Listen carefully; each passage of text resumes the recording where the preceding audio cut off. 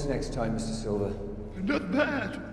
Not bad, James, for a physical wreck. Daniel Craig is back as Bond, tangling with cyber terrorists in Istanbul and Shanghai, and locking antlers with the imperious M, played by Judi Dench.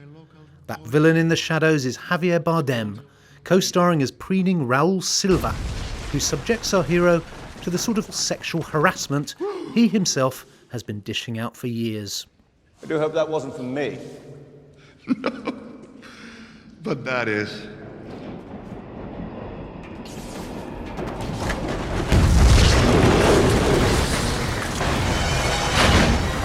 Joining me now is the Guardian Films editor Catherine Shoard and Guardian film critic Peter Bradshaw. Peter, I guess the obvious first question is what's Daniel Craig got that you ain't got? He's got a lot of money, apart from everything else, as well as good looks and charisma.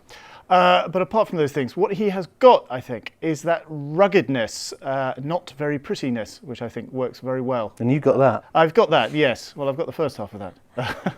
And I've got the Sean Connery pate as well.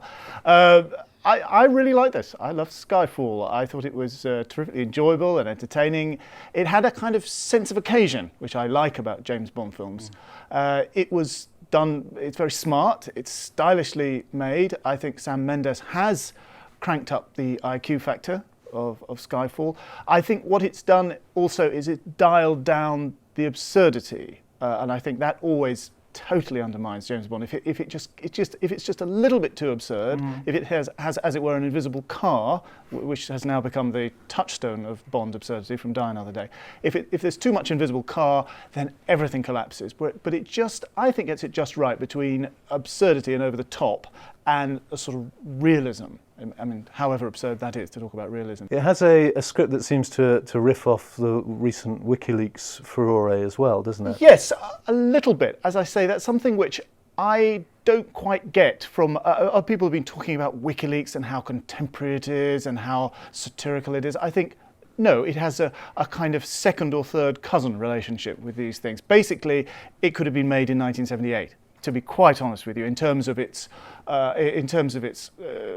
relevance, I mean that could have been that, you know, the idea of a disc with agents on, that could have come at any time in the last 50 years. But yes, it has a kind of approximately modern vibe. Catherine, Peter was talking about the sense of occasion that surrounds the James Bond films. Is that a sense of occasion that's passed you by in the past, or are you a signed up, fully endorsed member of the fan club? No, I basically can't bear Bond. I think we were talking about it a while ago when we had our favourite Bond series, and I tried to find a favourite and couldn't. They sort of bore the life out of me. And yet, watching this, you know, never bored. And yet, after watching it and never bored, can't remember. Bored thinking about it, strangely. I mean, it is jolly good. And, you know, Javier Bardem is good, and I think a lot of the WikiLeaks thing is just because of his hair, which is a bit Assange. Yes. Something like that, you know, just... The only thing I would say, the only thing I regret, I mean, I know how Catherine feels.